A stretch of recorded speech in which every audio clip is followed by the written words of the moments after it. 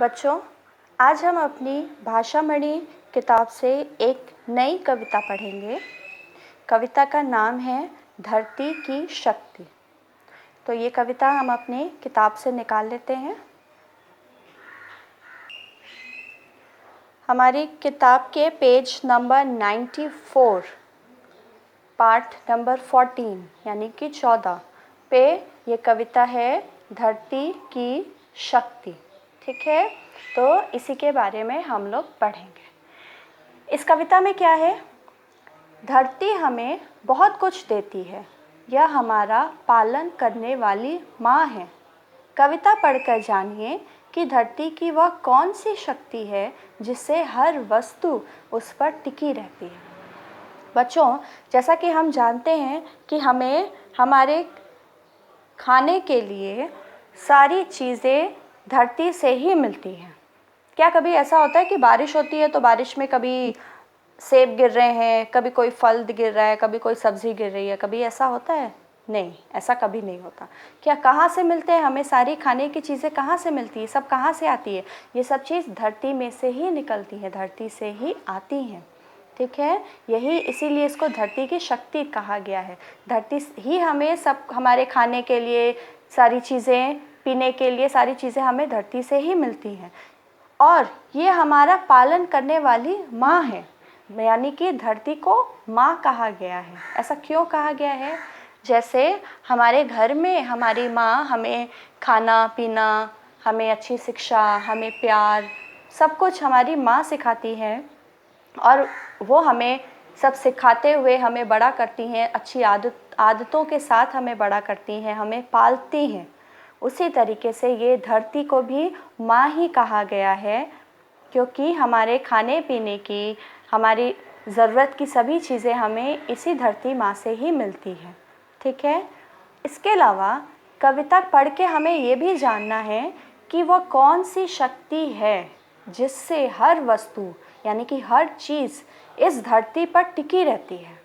ऐसा क्यों होता है कि ये जो पेड़ आप देख रहे हो उस चित्र में, कि ये पेड़ खड़ा हुआ है? क्यों ये पेड़ धरती पे खड़ा हुआ है? किस वजह से ये खड़ा हुआ है? या अगर हम कभी भी कोई गेंद को हवा में उछालते हैं तो हवा में ऊपर जाने के बाद ऐसा क्यों होता है कि वो वापस फिर ज़मीन पे आके गिर जाती है? या कभी कोई भी पेड़ से कोई भी पत्ता गिरता है या फल टूटता है तो वो क्यों गिर के नीचे ज़मीन पे गिरता है? वो क्यों नहीं हवा में वापस चला जाता है? जब बारिश होती है तो बारिश की बूंदें धरती पे क्यों गिरती हैं? ऐसा क्यों होता है? वो हवा में उड़ के क्यों नहीं चली जाती हैं? तो ये सारी चीज़ें क्यों होती हैं, यही हम इस कविता के माध्यम से जानेंगे। ठीक है, तो हम लोग कविता शुरू करते हैं। बच्चा खड़ा कुछ सोच रहा, यह बात समझ ना आती, जो भी चीज़ उछाले ऊपर नीचे क्यों आ जाती। इस चित्र में ये बच्चा बना हुआ है और ये खड़े होकर कुछ सोच रहा है कि ये बात समझ में नहीं आती है मुझको कि हम लोग कोई भी चीज़ अगर हवा में उछालते हैं तो वो वापस नीचे क्यों आ जाती है। अगर हम लोग गेंद खेल रहे हैं यानी कि बॉल खेल रहे हैं और अगर उस गेंद को हवा में उछालते हैं तो वो वापस ज़मीन पे क्यों आ जाता है। या अगर हम लोग कोई भी और चीज़ ले लीजिए, मान लीजिए कोई गुब्बारा ले लीजिए, या कभी कोई पत्थर हुआ छोटा सा, उसको हवा में उछाला तो वो ऊपर जाने के बाद नीचे क्यों गिर जाता है। यही सारी चीज़ें बच्चा सोच रहा है। आगे पढ़ते हैं और क्या वो सोच रहा है। पके पके फल जब भी टूटे धरती पर गिर जाते, वृक्षों की ऊंची टहनी पर टिकवे क्यों नहीं पाते। बच्चा सोच रहा है जब भी कोई फल पेड़ पे पक जाता है तो वो टूट के नीचे क्यों गिर जाता है। ऐसा क्यों होता है। ये जो इतने ऊंचे ऊंचे वृक्ष हैं, वो फल, उनकी जो टहनी यानी कि जो ब्रांचेस होती हैं, इस तरह से देखो आप, पेड़ों की जो टहनियाँ होती हैं, जो शाखा होती है, बच्चा सोच रहा है कि जो वृक्षों की जो ऊंची टहनियाँ हैं या जो शाखा हैं, वो फल उसी पर ही क्यों नहीं लगे रहते हैं। ऐसा क्यों होता है कि वो ज़मीन पर गिर जाते हैं। ये सारी चीज़ें बच्चा सोच रहा है, यानी कि पहली 4 पंक्तियों में उसने सोचा कि अगर हम लोग कोई भी चीज़ ऊपर उछालते हैं, हवा में उछालते हैं, तो वो नीचे क्यों आ जाती है। या अगर कोई भी फल पक जाता है तो वो ज़मीन पर ही क्यों गिर जाता है? हिमालय से निकलकर नदियाँ क्यों मैदानों में आती? पेड़ों की जड़ें ज़मीन में क्यों नीचे को जाती? अब इसी में आगे बच्चा ये भी सोच रहा है कि हिमालय से निकलकर, हिमालय यानी कि पर्वत का नाम। देखो यहाँ पे पर्वत बने हुए, पर्वत पहाड़ जैसे जिनको हम पहाड़ बोलते हैं या माउंटेन बोलते हैं। आपने कभी सामने से भी ज़रूर देखा होगा, कहीं घूमने गए होंगे जहाँ पहाड़ देखा होगा। तो बच्चों सबसे ऊंचे पहाड़ का नाम है हिमालय, हिमालय पर्वत बोला जाता है। ये सबसे ऊंचा पहाड़ है, ठीक है। तो यहाँ हिमालय पर्वत का नाम दिया हुआ है कि हिमालय से निकलकर नदियाँ क्यों मैदानों में आती हैं, ठीक है। यानी कि नदी कहाँ से आती है? नदियाँ, जितनी भी नदी है वो पहाड़ों से ही निकल कर आती हैं, ठीक है। तो पहाड़ों से निकलकर या हिमालय से निकलकर जो नदी है वो मैदान में क्यों आती है, यानी कि वो हमारे पास ज़मीन में क्यों आती है? पेड़ों की जड़ें ज़मीन में क्यों नीचे को जाती? आपको पता है कि पेड़ जितना हमें धरती के ऊपर दिखता है उसकी जड़ें धरती के नीचे भी होती हैं, जो दिखाई नहीं देती, लेकिन पेड़ों की जड़ें धरती के नीचे होती हैं। तो बच्चा ये सोच रहा है कि ये जो नदियाँ हैं जो हिमालय पर्वत से निकलती हैं वो मैदानों में क्यों आती हैं, या ये जो पेड़ों की जड़ें हैं वो ज़मीन के नीचे क्यों जाती हैं, वो ज़मीन के ऊपर क्यों नहीं चली जाती? जिस तरह पेड़ ज़मीन के ऊपर जा रहा है तो जड़ें भी ज़मीन के ऊपर ही क्यों नहीं चली जाती? ये सारी चीज़ें बच्चा अपने मन में सोच रहा है। आगे देखें। कौन न जाने छिपकर बैठा इस धरती के नीचे, हर वस्तु को पकड़ पकड़ कर अपनी ओर जो खींचे। बच्चा सोच रहा है कि ऐसी कौन सी शक्ति है, ऐसा कौन है जो छुपकर बैठा हुआ है इस धरती के नीचे। इस धरती के नीचे क्या ऐसा है, कौन ये छुप के बैठा हुआ है जो हर वस्तु को, हर चीज़ को पकड़ पकड़ के अपनी ओर खींचता है, हिमालय से निकलने वाली नदियों को अपनी ओर बुला लेता है, आसमान से या पेड़ों से गिरने वाले फलों को अपनी ओर खींच लेता है, या जो गेंद हम हवा में उछालते हैं उसको अपनी ओर नीचे धरती पे खींच लेता है, जो पेड़ों की जड़ें हैं उसको अपनी ओर खींच लेता है। तो वही ये बच्चा सोच रहा है कि ऐसा कौन सी शक्ति है जो इस धरती के नीचे छुपकर बैठी है, जो हर चीज़ को अपनी ओर खींच लेती है, ठीक है। तो ये सारे, तो अभी तक जितनी हमने पंक्तियाँ पढ़ी उन पंक्तियों में बच्चा ये सारे प्रश्न अपने आप से ही पूछ रहा है और सोच रहा है कि ऐसा क्यों होता है, ठीक है। अब जो हम पंक्ति पढ़ने जा रहे हैं, पंक्ति मतलब लाइंस, अब जो हम पंक्तियाँ पढ़ने जा रहे हैं उसमें हमें इसका उत्तर मिलेगा कि ऐसा क्यों होता है। ध्यान से देखिएगा। बहुत खोजने पर शक्ति का रहस्य न्यूटन ने जाना, इस धरती की शक्ति को गुरुत्वाकर्षण माना। बच्चों पहले तो मैं ये बताऊं कि न्यूटन जो यहाँ लिखा है वो एक वैज्ञानिक का नाम है, यानी कि एक व्यक्ति का नाम है जो कि बहुत बड़े वैज्ञानिक थे। वैज्ञानिक मतलब साइंटिस्ट थे, ठीक है, जिन्होंने बहुत सालों पहले ये जो प्रश्न है कि ऐसा क्यों होता है इसका उत्तर ढूंढा था। किसने ढूंढा था? न्यूटन ने ढूंढा था, ठीक है। तो बहुत खोजने पर शक्ति का रहस्य न्यूटन ने जाना, इस धरती की शक्ति को गुरुत्वाकर्षण माना। अब ध्यान से समझिएगा बच्चों, हमारी ये जो धरती है, ये जो गोल पृथ्वी है, इसमें एक अलग तरीके की शक्ति है जिसको बोलते हैं गुरुत्वाकर्षण बल। क्या बोलते हैं? गुरुत्वाकर्षण बल, ठीक है। ये शक्ति क्या करती है कि पृथ्वी की ओर आने वाली हर चीज़ को वो अपनी ओर खींचती है, ठीक है। अगर कभी आपने न्यूज़ चैनल में या डिस्कवरी चैनल में देखा होगा कि चांद पे अगर कोई व्यक्ति जाता है तो वो उस पर चल नहीं सकता। जैसे हम लोग नॉर्मली पृथ्वी पर चलते हैं, चांद पर कोई भी व्यक्ति चल नहीं सकता, वो उड़ने लगता है हवा में, जैसे लगता है वो जंप कर रहा है, ठीक है, वो उड़ने लगता है। वो एक कदम रखेगा फिर उछल जाएगा, फिर एक कदम रखेगा फिर उछल जाएगा। ऐसा क्यों होता है? क्या अंतर है पृथ्वी पे और चांद पे?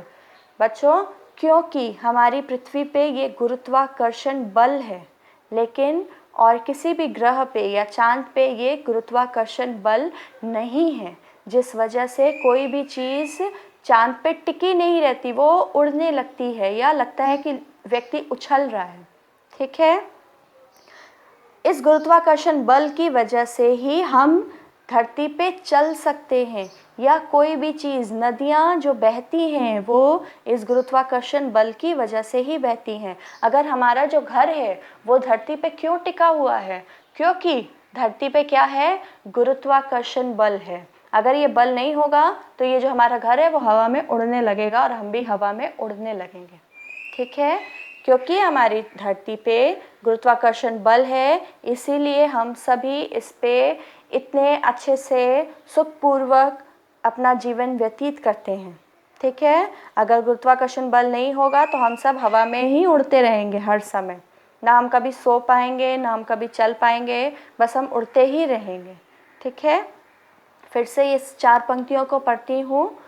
बहुत खोजने पर शक्ति का रहस्य न्यूटन ने जाना, इस धरती की शक्ति को गुरुत्वाकर्षण माना। ठीक है, ये जो शब्द है गुरुत्वाकर्षण देखने में बड़ा है, लेकिन अगर आप इसको ध्यान से छोटा छोटा करके इसको तोड़ तोड़ के अगर बोलेंगे और लिखेंगे तो ये बहुत ही आसान हो जाएगा।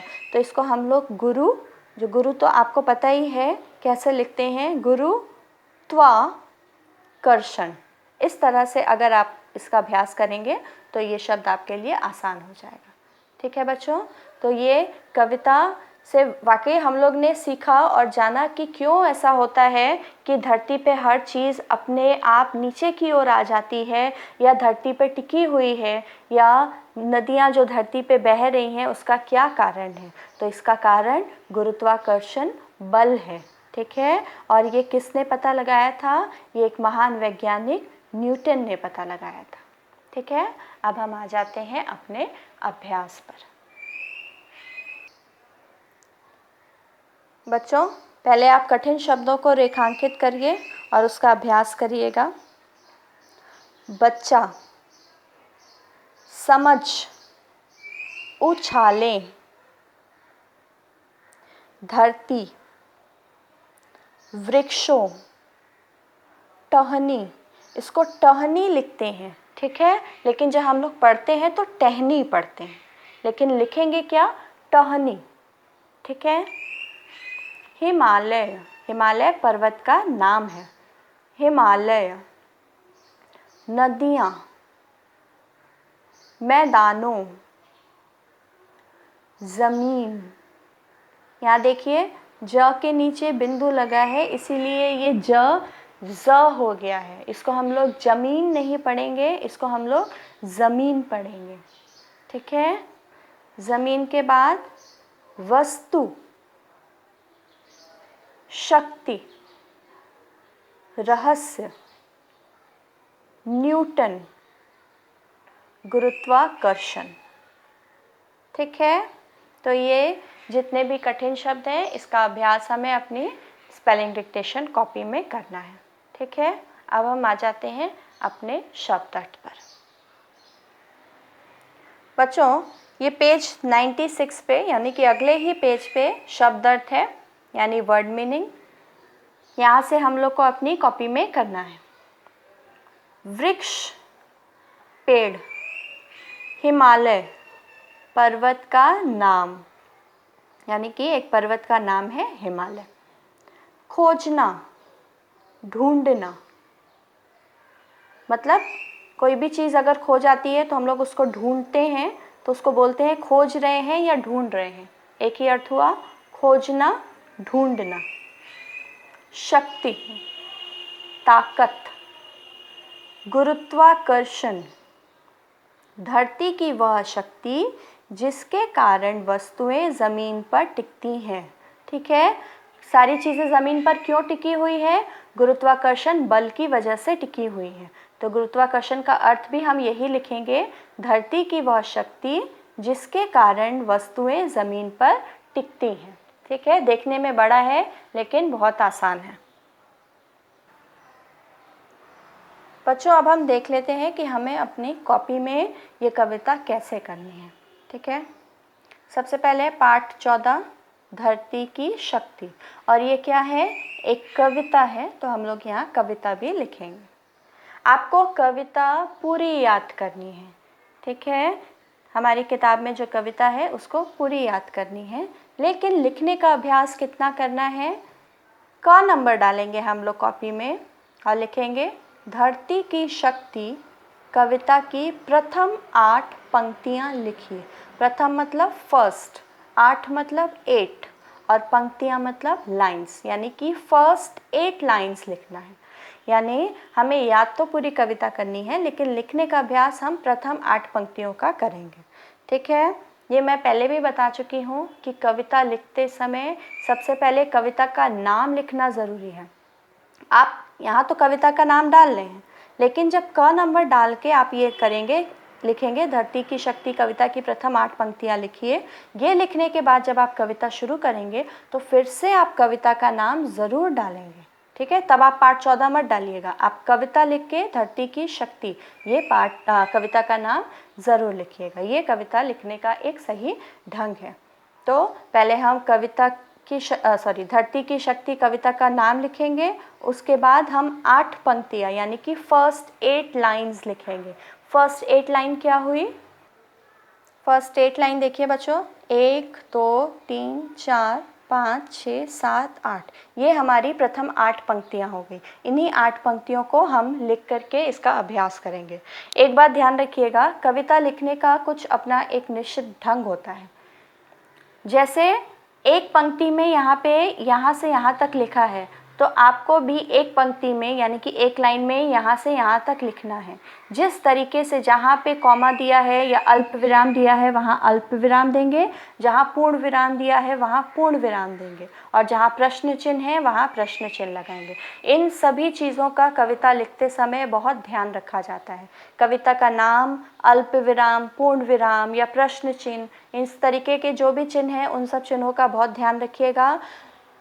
जैसे किताब में एक पंक्ति में जितने शब्द लिखे हैं, आप कॉपी में उसी तरीके से एक पंक्ति में उतने ही शब्द लिखेंगे। ठीक है, और अगर आपको 8 पंक्ति लिखने को मैंने कहा है तो आप 8 पंक्ति लिखेंगे, उसके बाद नीचे कविता लिखने वाले का नाम यानी कि कवि का नाम ज़रूर लिखेंगे। ये कविता किन्होंने लिखी है, नीलम रानी। तो जब आपकी 8 पंक्तियाँ पूरी हो जाएंगी तो आप नीलम रानी इसी तरीके से नीचे लिखेंगे। ठीक है, तो ये कुछ निश्चित तरीके हैं कविता को लिखने का, इन्हें हमेशा ध्यान रखिएगा। तो क नंबर पे हम लोग ने प्रथम 8 पंक्तियाँ लिख ली, उसके बाद हम लोग आ जाएंगे ख नंबर शब्दार्थ। ठीक है, शब्दार्थ हम लोग ने अपनी किताब में अभी पढ़ा, कुल 5 शब्दार्थ हैं, तो उन शब्दार्थों को आप अपनी कॉपी में लिखेंगे। बच्चों कविता के लिए आप ये देख करके मत लिखिएगा, आप पहले कविता अच्छे से पढ़िएगा, उसको समझिएगा, समझा मैंने दिया है, लेकिन दोबारा ज़रूर पढ़िएगा तो और अच्छे से समझ में आ जाएगी। ठीक है, तो पहले कविता पढ़ेंगे, उसको दोबारा फिर से समझेंगे और याद करने के बाद ही बिना बुक से देखे कविता को कॉपी में लिखेंगे। ठीक है, इससे हमारा काम भी हो जाएगा और हमें कविता का अभ्यास भी हो जाएगा। फिर ख नंबर पे हम लोग शब्दार्थ लिखेंगे जो हमारी किताब में ही हैं। फिर ग नंबर पे वाक्य बनाइए करेंगे, यानी कि मेक सेंटेंसेस। मेक सेंटेंसेस आप लोग को करना आता ही है, मैं आप लोग को शब्द बता दे रही हूँ। बच्चे, नदियाँ, शक्ति, धरती, ज़मीन। ठीक है, ये कुल 5 शब्द हैं। इन 5 शब्दों से आपको एक एक वाक्य बनाने हैं। एक बार फिर से पढ़ के बता दे रही हूँ, बच्चे, और जब ये शब्द वाक्य में आएगा तो आपको पता है कि उसको रेखांकित करना है। ठीक है, यानी कि जब बच्चे शब्द, जैसे एक वाक्य बनाए कि इस कक्षा में कुल 15 बच्चे हैं, तो बच्चे शब्द जब वाक्य में आया तो उसको क्या करेंगे, रेखांकित करेंगे। क्यों, क्योंकि उसी शब्द से हमने वाक्य बनाया है। ठीक है, तो 1 नंबर पे बच्चे, 2 नंबर नदियाँ, 3 नंबर शक्ति, 4 नंबर धरती, 5 नंबर ज़मीन। ठीक है, तो कुल हमारा 5 शब्द हो गए। तो ये 3 अभ्यास हो गया, क ख ग। ये हमारी हिंदी की भाषा मंडी कॉपी में हमें नए पेज से करना है, और जो कठिन शब्द है वो हम स्पेलिंग डिक्टेशन में करेंगे। लेकिन बच्चों, कुछ भी करने से पहले कविता ज़रूर से अपने आप पढ़ना, रीडिंग करना बहुत ज़रूरी है। इसलिए सबसे पहले अपने आप रीडिंग करेंगे, उसके बाद ही अपना काम शुरू करेंगे। तो इसी के साथ हमारी ये कविता यहीं पे समाप्त होती है। Good day.